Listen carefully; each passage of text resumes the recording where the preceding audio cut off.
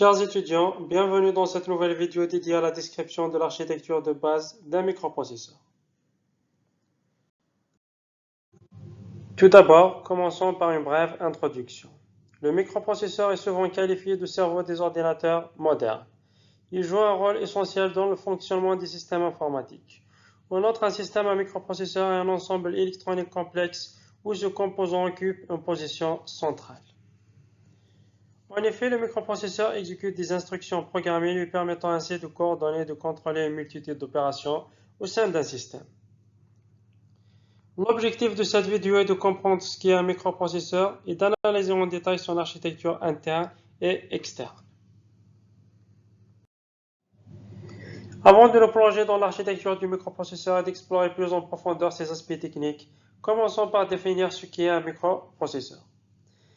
Donc un microprocesseur, également connu sous le nom de CPU, est une puce électronique de petite taille, généralement en silicium, composée de nombreux transistors interconnectés. Sa principale fonction est d'exécuter les instructions et de traiter les données contenues dans un programme informatique. Le microprocesseur est généralement installé sur la carte mère de l'ordinateur, souvent dans un emplacement amovible appelé socket. Le microprocesseur est équipé d'un dissipateur thermique et d'un ventilateur car il est l'un des composants les plus énergivores de la carte mère. Architecture interne d'un microprocesseur. Un microprocesseur se compose essentiellement de deux parties principales, à savoir l'unité de calcul et l'unité de contrôle. D'une part, l'unité de calcul exécute des instructions et réalise des opérations arithmétiques, comme l'addition et la soustraction, ainsi que des opérations logiques telles que i, ou, etc. D'autre part, l'unité de contrôle supervise l'ensemble du processus, décode les instructions, coordonne le transfert des données et gère les interruptions. Ensemble, ces deux composantes jouent un rôle crucial dans le fonctionnement d'un microprocesseur, permettant l'exécution du programme et le traitement de données avec efficacité. L'unité de contrôle est la partie la plus complexe du processeur. Elle se décompose en plusieurs parties dont elle doit assurer la coordination. Le processeur exécute une à une les instructions stockées dans la mémoire centrale. Pour cela, les instructions doivent être chargées dans le processeur. Elles le sont dans le registre d'instructions. En effet, ce dernier contient l'instruction count à exécuter. Puis l'instruction à exécuter chargée dans le registre d'instructions est interprétée par ce qu'on appelle le décodeur. Le séquenceur est alors capable d'ordonnancer les diverses opérations élémentaires du processeur nécessaires pour exécuter l'instruction grâce à un microprogramme. Le compteur ordinal est un registre particulier qui contient à tout instant l'adresse de l'instruction suivante à exécuter. L'horloge est un dispositif qui détermine le rythme dans lequel sont exécutées les instructions. Elle fournit un signal régulier au processeur. Le registre de temps est comme le compteur ordinal un registre particulier. Il représente à tout moment l'état du processeur. En effet, divers événements peuvent créer des situations dites exceptionnelles. Par exemple, l'addition de deux valeurs peut dépasser la capacité de représentation du processeur. Dans ce cas, un bit du registre d'état signale que le processeur est dans l'état overflow. Juste pour ceux qui ne savent pas c'est quoi un registre, donc le registre est un composant de mémoire de petite taille et de haute vitesse situé à l'intérieur du microprocesseur et qui est utilisé pour stocker temporairement, je dis bien temporairement, des données et des instructions lors de l'exécution d'un programme. L'unité de calcul, comme son nom l'indique, effectue tous les calculs au sein du processeur. À côté des opérations arithmétiques, elle peut aussi procéder à des opérations logiques. C'est en effet grâce à cette fonctionnalité que l'ordinateur est capable d'exécuter des structures de contrôle contenant des conditions.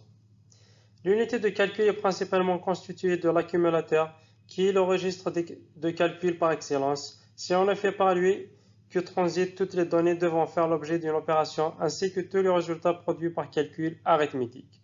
Puis comme ces opérations mettent généralement en jeu plusieurs termes et ou états intermédiaires, l'accumulateur est secondé par un nombre variable de registres généraux destinés à la réalisation matérielle des calculs. Enfin, comme son nom l'indique, l'unité arithmétique et logique se charge de réaliser les opérations arithmétiques et logiques. L'unité de calcul, comme son nom l'indique, effectue tous les calculs au sein du processeur. À côté des opérations arithmétiques, elle peut aussi procéder à des opérations logiques. C'est grâce à cette fonctionnalité que l'ordinateur est capable d'exécuter des structures de contrôle contenant des conditions. L'unité de calcul est principalement constituée de l'accumulateur qui est le registre de calcul par excellence. C'est par lui en effet que transitent toutes les données devant faire l'objet d'une opération ainsi que tous les résultats produits par calcul arithmétique. Puis comme ces opérations mettent généralement en jeu plusieurs termes et états intermédiaires, l'accumulateur est sous-conduit par un nombre variable de registres généraux destinés à la réalisation matérielle des calculs. Enfin, comme son nom l'indique, l'unité arithmétique et logique se charge de réaliser les opérations arithmétiques et logiques. La figure suivante illustre la structure interne d'un microprocesseur, mettant en évidence ses deux composants principaux, l'unité de calcul et l'unité de contrôle, ainsi que les différents éléments qui constituent chacune de ces deux unités.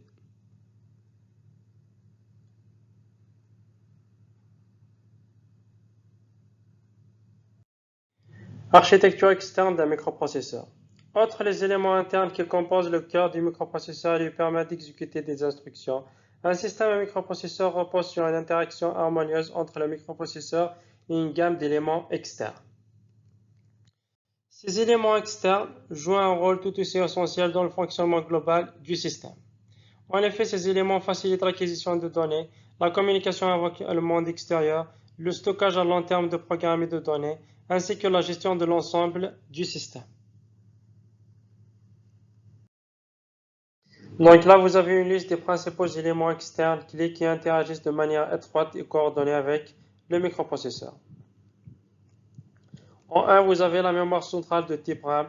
Elle est utilisée pour le stockage temporaire des instructions et des données pour l'exécution par le microprocesseur. En 2, la mémoire RAM qui est utilisée pour stocker des données en lecture seule, telles que les instructions de démarrage et des données essentielles au fonctionnement de l'ordinateur. En 3, la mémoire de masse telle que les disques durs, les SSD, ainsi de suite. Utilisée pour le stockage à long terme de données utilisateurs, des applications des systèmes d'exploitation, etc. Puis vous avez aussi les périphériques d'entrée-sortie tels que le clavier, la souris, l'écran, l'imprimante, ainsi de suite. Ces éléments sont utilisés pour la communication avec le monde extérieur, pour l'entrée et la sortie de données. On retrouve également le bus de communication tel que le bus de données, le bus d'adresse et le bus de contrôle. Ces bus permettent au microprocesseur de communiquer avec la mémoire centrale, les périphériques et d'autres composants. L'horloge système qui fournit un signal d'horloge régulier pour synchroniser les opérations du microprocesseur. Et enfin, les unités de gestion des entrées-sorties qui sont utilisées pour gérer les opérations d'entrée-sortie vers et depuis les périphériques externes.